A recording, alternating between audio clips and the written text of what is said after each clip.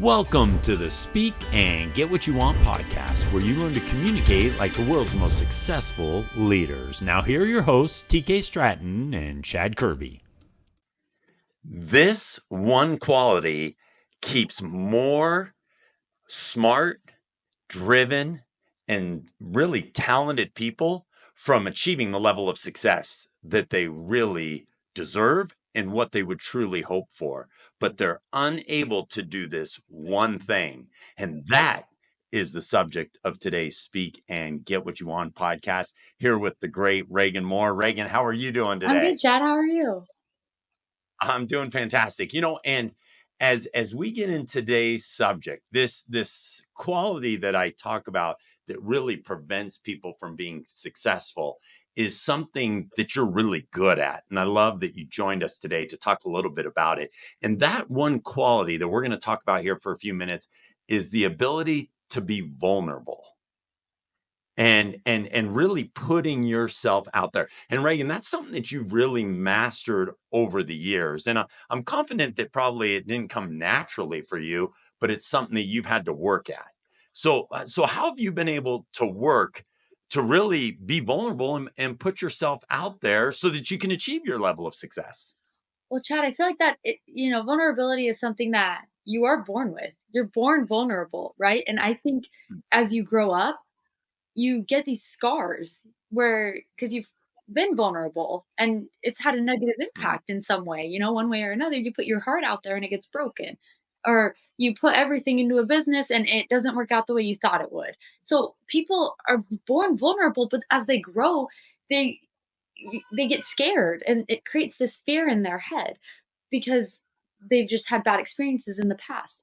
And I remember one time, I wasn't, as a kid, I had a lot of anxiety, right? A lot of anxiety, and I still have anxiety, but as you grow old, you learn how to cope with it and things. And I remember like every year on the first day of school, I'd always throw up every year. Like it was just this sometimes debilitating, like anxiousness. And when I was 11 years old, my grandpa had been diagnosed with cancer for a few years. And but when I turned 11, he was getting towards the end of his life and he was getting ready to pass and he was on hospice, right? And he did not look good, to say the least. He just did not, he was getting ready to pass and just didn't look very great. He couldn't talk very much. He could grunt. Sometimes you get a smirk out of him. And I remember going over to my grandma's house a lot and just walking into his room and talking to him. And he'd grunt back like yes or no, try to talk, or sometimes, like I said, I'd get a smirk, and I just thought it was awesome. I could watch shows with him. I'd just be in there for as long as my parents would let me until I had to go home, right? And I didn't think much of it until my aunt and my mom pulled me aside one day. And I remember this like very distinctly as an 11-year-old. And they said, "Thank you so much for going into his room and being able to talk to him, because we can't always do that. We can't get past, it's their dad, and he looks different and talks different." And they were like, we can't get past that, And so we're really glad that you're able to go in there and have these conversations with him. And I was like, oh, I didn't realize how cool that was. That is really cool that I can do that. Fast forward a few weeks, I'm in the 6th grade going to my first day of school. I finally don't feel like I'm going to throw up for the first time in my life on the first day. And I raise my hand. My teacher says, "What did you do over the summer? Share with different things with the class." And I raised my hand and I was like, "Actually, my grandpa passed away." And I was really sad. And she, she looked at me and she goes, "This is not the setting for that." And I just remember being so embarrassed. And I just looked down as this like little 11-year-old girl and started crying. And I was like, okay, never again, never again. It was embarrassing. But I decided, even at 11 years old, I was like, okay, what can I learn from that? And I reflected on it for a long time because of how humiliating it was. And I remember thinking that her reaction was not my problem. Because I thought about it. I was like, did I share something I shouldn't have? Was that really bad? Did I do something really bad? And I learned that very critical lesson that someone else's reaction to your vulnerability has nothing to do with you. It has everything to do with them. She was going through something. I don't know. Or it triggered something inside of her. But it wasn't my fault. Sure. It wasn't my cute 11-year-old self's fault that she reacted that way. And I made a promise to myself that day too, that I would never let someone else feel as belittled as I felt that day as, an 11-year-old on the first day of school. that if someone else is willing to be vulnerable, I'm going to be that safe space for them and let them open up. Mm. Because it is terrifying. That is a very scary, scary thing. But learning a lesson, taking a lesson from that situation is what helped me move forward and was what helped me continue to be vulnerable with people. Because I knew that I wasn't the only one that experienced that level of embarrassment, you know? And so being able to take Sure. something like that and change it, the narrative, and say, wow, like, I don't know what she was going through that day that she had to embarrass an 11-year-old girl like that, but there must have been something and it wasn't my problem. So let's Hmm. move forward with that and let's continue to be vulnerable. I'm not going to let that stop me from making connections with people because everybody's lost a grandpa at some point, you know? Like, Right.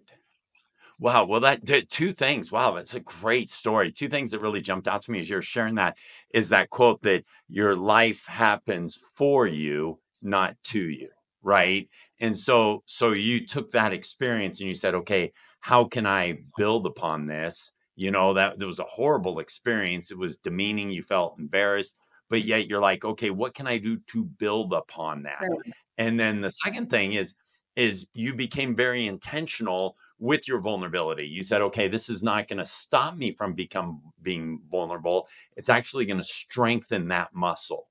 And so as you share that, I'm reminded of the fact that, vulnerability, like any quality, is simply something that has to be exercised in order for it to be strengthened. And so I think about how, have built up previous businesses and now building up your It's Raegan Moore Instagram account and so forth. That you're constantly exercising that muscle of vulnerability, putting yourself out there. Now let me ask you this. How then do you, and I love the story of an 11-year-old saying, okay, I'm going to build upon this, but the negativity can't stop today. I'm sure you're still getting, pushback on whatever it might be, whether it's a business or your Instagram account or whatever it is you're engaged with or involved with. How are you able to brush off that negativity? Because I think that's something that everyone struggles with.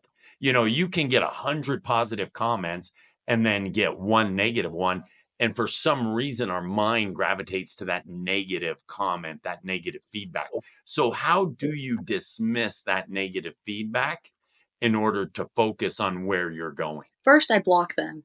I'm not afraid. You don't if you want to create, you don't have to fit into a world where you don't belong. If you Mm, are special, you're unique, you're different, and you need to create a positive energy. And you have no time for those negative people. They don't deserve any kind of your energy. They don't deserve, they're going through something in their life and they feel miserable. And so they feel the need to comment on something that they have no part in, right? You need right. to be able to separate those two things. Like just because they had something negative happened to them that felt made them feel like they were entitled to reflect that negativity onto you does not mean that that's your reality. That's not your Mm, reality. And for me personally, what helps me is I can remember that moment in the 6th grade. Okay, that was the worst level of awkwardness, embarrassment that I can remember feeling at any point in my life. Nothing's worse than that. sure. Like, I can do anything. Like, it really does. You can think if you can think about those negative moments in your life in the past sometime when someone said something mean to you in real life or someone's left some negative comment that really impacted you, pinpoint that and say, "Okay, nothing can be worse than that. I can overcome that Right. thing. I can do anything," right? And then block them, move Right. on. They don't deserve your anything from you. That's just the truth. I mean, they have their people and they'll find them, but that's not your person and that's okay. There's a lot of people in the world and you will find your people by sharing your story and by being vulnerable. And one negative comment does not need to ruin your day, nor does it deserve that type of energy in your life. And I love that you share that, having the discipline not to dwell. You know what I mean? The discipline not to dwell in that negativity. I remember being in a meeting with one in one of TK's companies, and one of his leaders said in the meeting, "Hey, TK, this individual said something really critical of you." And TK looked at him and said, "Oh, okay." And then continued on. And the person then brought it up again a few moments later and said, "Wait, TK, this individual in the company really said something negative about you." And he's like, "Oh, okay." And he continued on with the agenda of the meeting. And it was driving this individual nuts because they were like, "TK, I've got to tell you what this person said about you." And TK was like, "Does it pertain to the meeting that we're covering right now?" "No, but that's okay." And he just moved on. He literally did not care what that negative comment was. He didn't care. He had the discipline not to dwell in the negativity. And that's really something that you have to be intentional about and really focus on because wow, it's amazing, Reagan, how quickly we go to a dark place. How, because we're all, wait, what did they say negative Yeah. about me? And whatever they said and whatever they, would have alluded to would have caused TK to become derailed from the mission at hand. And so he's like, wait a second, I don't care. I don't care what they've said that's negative. I have a purpose, I have a direction here, and I'm going to have the discipline not to dwell in the negativity because I'm going in a direction and I don't care who's going to try and distract me with their negativity. I know who I am and I'm just going to continue to put myself out there and I'm going to continue to be vulnerable and I'm going to continue to experience a level of success that, people that don't experience that success get jealous and they say mean negative Well, things. and their reaction to your vulnerability is not your problem, and TK knows that. He's like, like you said, I've got my purpose, I'm driven, I know where I'm going. I don't have time to derail. I don't have time to give you energy. The negativity does not I don't have time for that. That just doesn't if I wanna get to where I'm going, I do not have time. And you share that in your book too. You talk about how even you're at an event, and there was 2 speakers that you really loved, and you went up to one and you're like, "Hey, you did awesome." And they were like, "Oh, yeah, I know," and moved on. And then you go up to the other and they're like, "Hey, you were amazing." And he was like, "Oh, thank you. Thank you. That means a lot. Like any tips, anything I can do differently?" And he got vulnerable and he got down, to what you felt like was down to your level, and he was able to open his heart and say, "Hey," which gave you that opportunity to be vulnerable back to him. Whereas the other one, you kind of wrote him off and was just like, "Oh, well, I guess I don't need your negative energy in my life." Like it just, there's a big difference there. And that's why the one individual with that negative, kind of had a negative reaction to me. That's why his books all went to the thrift store. And Simon Sinek, the other one, I read his books, listen to everything he had to say, because there is something to be said about that positive vulnerability that really also connects you with people. And that's something that's really important, Reagan, because you have people that are drawn to you. You have people that connect with you, and vulnerability is what causes connection. And so, have is that something that you've always sought after, trying to Oh connect? yeah, I love connecting with people. That was something really hard. We moved to Puerto Rico 7 months ago about so my husband could pursue his dream of going to be a dentist. He got into a dental school. Oh my gosh, I can't talk. He got into a dental school here. And so we decided to move our family out to Puerto Rico. And I didn't realize how much I loved talking to people and how much I loved connecting with people until that language was literally taken from me. And that was so difficult to go to the store and not to be able to compliment someone on their nails or on their hair or on their dress or and not start a conversation with someone over the ranch. Like, how was I just felt like a part of my identity was stripped. Like, I couldn't do that. And so I thought, okay, I need to learn Spanish ASAP. Like, this needs to happen. And that's been difficult, a lot more difficult than I thought it was going to be. But I have noticed, we were at the beach today, for example. I've noticed that the more I try to speak to people in Spanish, the more willing and accepting they are to like try to create a conversation with me. Right. Like I said, we were at the beach today and there was a lady there and she had a little boy, she was with, and they were playing with his toys, and they invited my 2-year-old son to come play with them. And I went over, and was started talking to her, and I asked her first in Spanish. I'm like, "Do you speak English?" And she was like, "Oh no, a little bit." And I immediately responded in Spanish. I was like, "Oh, I know a little bit of Spanish, not much." And we continued to have a 35-minute conversation with through my broken Spanish. She didn't speak English one time, and I was just, it was awesome. I felt connected. I felt like we were actually talking, and I got maybe every 4 words that she was saying. Like, I did not really, but I could, put the clues together, and then I was talking to her, and we had this amazing conversation, and it just you feel love for this individual, and you're just as you're speaking to them.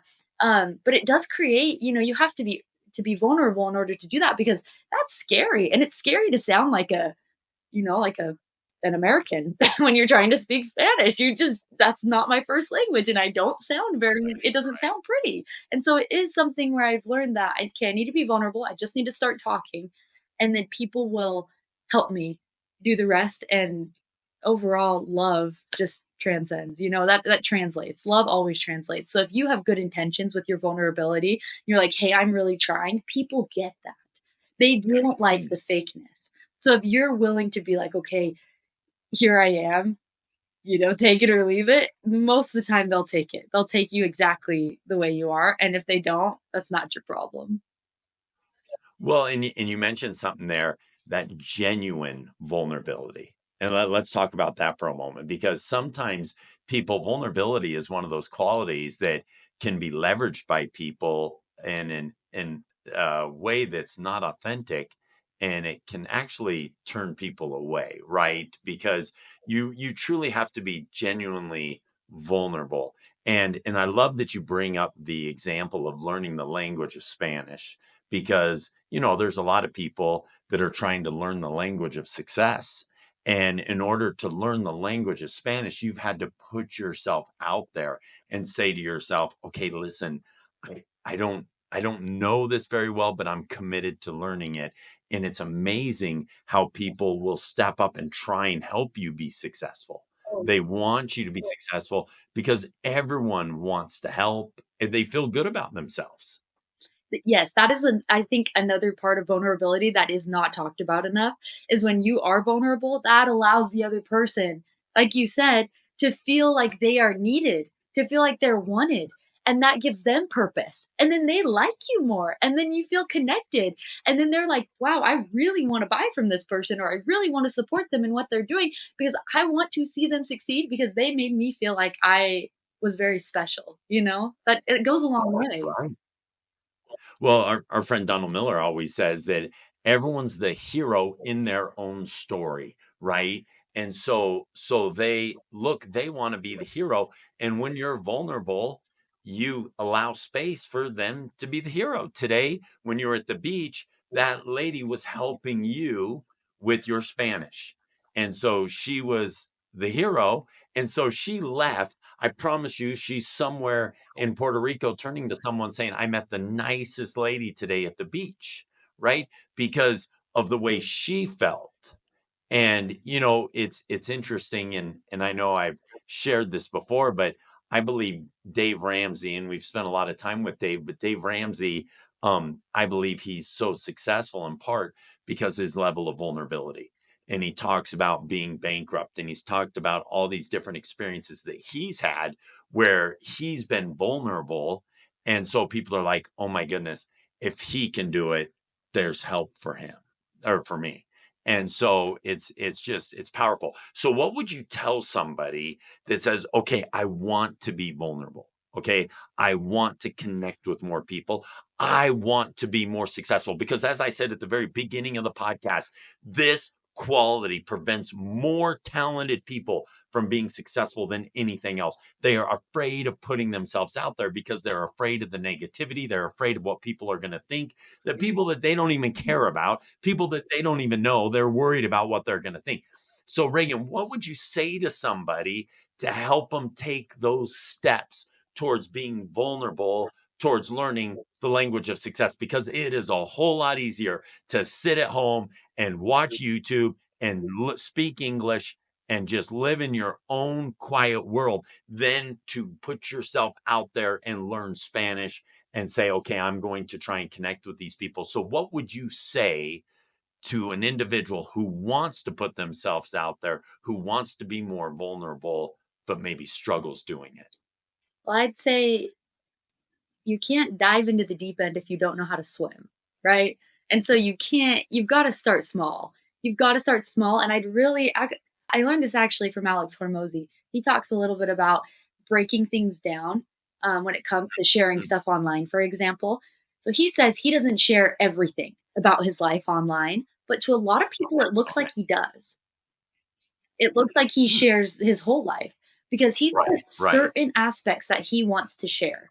And then he constantly shares that thing, right? That thing that will connect with people. So I would start by sitting down and writing out different things that you'd like to share.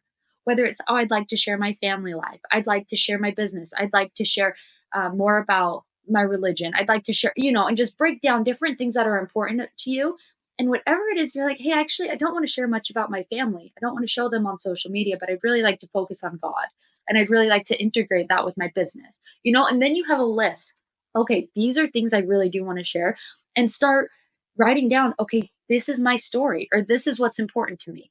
And you can even do it in bullet points. Just say, okay, I really love God and I felt neglected as a child. I didn't build that relationship with God, or I have this trauma growing up, but this is how I recovered from it. And I promise there's someone else out there that resonates with that. And so if you're willing to share that and just share that one little piece and just say, hey, this is a little bit about my life, and then continue to do that baby steps by baby steps. Soon it'll just become natural for you. But you can't just like start sharing everything because then you're just going to be throwing up a bunch of information. And then it's just this oversharing pot of disaster, right? And it's hard and it's scary. And then you get negative comments and people are like, what the heck? And then you spiral. So I would start really, if you're scared, start by writing something down and then just going with that. And then take it one step at a time and just take it a little bit further each time. Well, and I often say vulnerability is a lot like salt.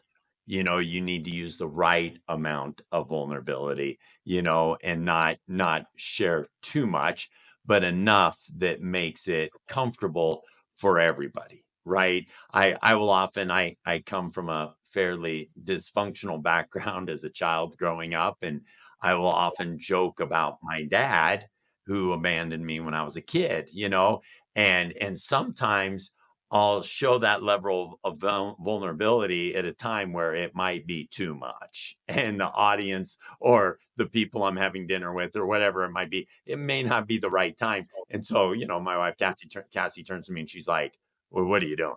What are you doing? That's a little too much vulnerability. So that's a great reminder, Raegan, to share enough to where you become vulnerable, but keep in mind it is a little like salt and make sure we don't overshare too much because when we overshare it becomes a little too much about us than about the audience or the person that we're talking to, right? So when you were meeting with that lady on the beach today, you're saying, okay, I don't speak Spanish, and that was your vulnerability there. You didn't need to go any deeper than that, right? You need to show the right amount of vulnerability. So I love that suggestion. Write certain things down and and build on it from that point. And as we finish up, Raegan, I want to emphasize a point that this is a point I want to emphasize, and then I'll give you time to share one more point that you think should be emphasized, and that is have the discipline not to dwell on the negativity. Don't dwell on the negativity. There will always be people that are going to say critical things. There will always be people that will be negative to you. Do not dwell on them. I know this sounds terrible, and I'm sure a lot of people will have an opinion on this, but my son is a teacher, and he was getting evaluated, and he goes, Dad, what do you think I should do with these evaluations? I was like, throw them in the garbage can. Don't read one of them. Right. And he's like, what? And I'm like, what does a 16-year-old know about what you're trying to do? Right. And so don't dwell. Now, I'm not saying he shouldn't get feedback. He shouldn't learn from other teachers. Those other teachers should come in. But that 15 or 16-year-old high school student who just broke up with their girlfriend, yeah, just or boyfriend, whatever, just yeah, throw those in the garbage can. Don't dwell on the negativity. And so when you are out there making a comment, when you are putting yourself out there, take that feedback, throw it in the garbage can. And like Raegan said, you always have the ability and power to block them. So stay focused on what you value, stay focused on what you can bring to the table, and don't get derailed. Raegan, any parting last thoughts as we wrap up today? I think the one thing I'd say to wrap up would be, kind of going off of what you were saying, don't let, the negativity derail you. In the same breath, Mm. y y your role as an individual, as a business owner, is not to fit in to the world. It's not to fit into that negativity. Your role is to stand out. You're not supposed to try to become something different because other people are telling you to be something different. That's not going to show you success. You will never be successful by trying to become what the negative people are telling you to become. You will find your success when you are able to take your truth, to take your authentic self, to be open and share your story. And then other people will relate to that. They'll feel your vulnerability and they'll feel your heart. They'll feel it and they'll know, okay, this is the person that I need and this is the person that I want to love and to support. And you'll build those connections, you'll create those, and that's the most important thing. You weren't born to fit into a negative world. You were built to create your own world, to stand out in a negative world. I love that. I love that. You know, just last year, I was driving my kids to a fireworks show on the 4th of July here in Idaho, USA. And we were driving, and all these people had parked and they were walking. And my kids were like, Dad, we need to stop. We need to park. Look at everyone's. And I said, no, rule one, don't park where everyone else parks. And we drove right up to the front and found ourselves a parking place. Don't park where everyone else parks. You don't have to live in the way everyone else lives. As Raegan just said, stand out and be different and be willing to be vulnerable, because there are talented, successful people out there who refuse to be vulnerable. So, everyone listening today, follow Raegan's advice. Write down something you can be vulnerable about and begin to be more vulnerable so you can begin to achieve a complete higher level of success. Raegan, you are awesome. Your insights are so appreciated. Great having you on. Take care. Thanks for Have a having me tremendous day, today. everyone. Thank you. Thank you. Thank All you. right. All right. Bye now.